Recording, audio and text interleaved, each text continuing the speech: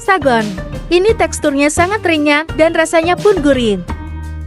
Bahan-bahan yang kita butuhkan adalah 250 gram tepung ketan putih, setengah sendok teh garam, 125 gram gula pasir, 1 lembar daun pandan,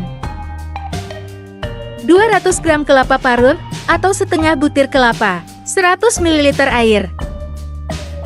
Pertama-tama kita sangrai tepung ketan dan juga daun pandan hingga daun pandan ini mengering.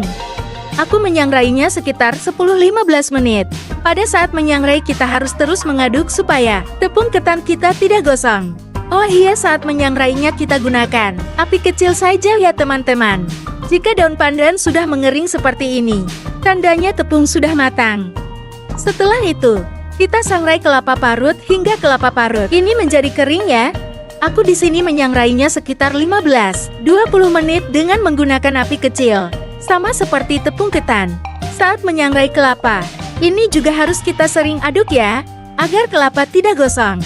Jika kelapa sudah kering seperti ini, dan kita pindahkan ke dalam wadah, kemudian kita aduk-aduk hingga kelapa ini uap panasnya hilang. Setelah uap panas hilang, kemudian kita masukkan gula pasir, dan kita aduk kembali hingga tercampur merata. Tambahkan setengah sendok teh garam. Kemudian kita masukkan tepung ketan yang sudah kita sangrai tadi. Aduk semua bahan hingga semua bahan tercampur merata. Sekarang kita bisa menggunakan tangan mengaduknya ya, tapi pastikan tangan kita sudah dicuci bersih. Setelah itu kita masukkan air sedikit demi sedikit.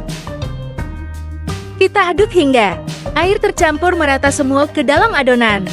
Penambahan air di sini fungsinya agar adonan kita lembab, tapi kita tidak akan membuat adonan kita menjadi basah. Jika ada adonan yang bergerindil karena terkena air, maka kita haluskan ya hingga menjadi butiran kembali.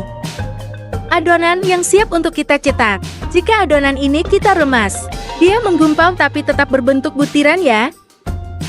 Siapkan cetakan kue sagon. Jika kalian tidak punya, kalian bisa menggunakan ring cotter seperti ini ya. Cetakan apapun yang ada di rumah, bisa kalian gunakan. Taruh cetakan di atas loyang. Kemudian kita beri adonan sagon secukupnya. Kemudian kita tekan-tekan hingga adonan ini menjadi padat. Kita akan mencetak sagon ini dengan tinggi setengah sampai 1 cm. Dan untuk loyangnya, kita tidak perlu mengolesinya dengan apapun ya.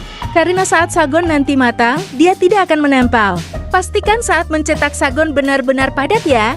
Karena jika tidak padat, dikhawatirkan saat matang dia akan hancur. Kita cetak hingga adonan sagon ini habis. Masukkan kue sagon ini ke dalam oven yang sudah kita panaskan sebelumnya. Di sini aku akan panggang kue sagon ini dengan suhu 150 derajat Celcius dengan api atas bawah selama 30-35 menit. Sesuaikan dengan oven masing-masing di rumah ya. Untuk waktunya, disesuaikan dengan tebal, tipisnya kue yang kita buat ya. Setelah bagian atas dan bawah kue sagon ini kering, siap untuk kita angkat dan kita dinginkan. Ini adalah hasil kue sagon yang sudah matang dan juga kering. Bisa kita langsung tata di dalam toples. Selamat mencoba dan assalamualaikum.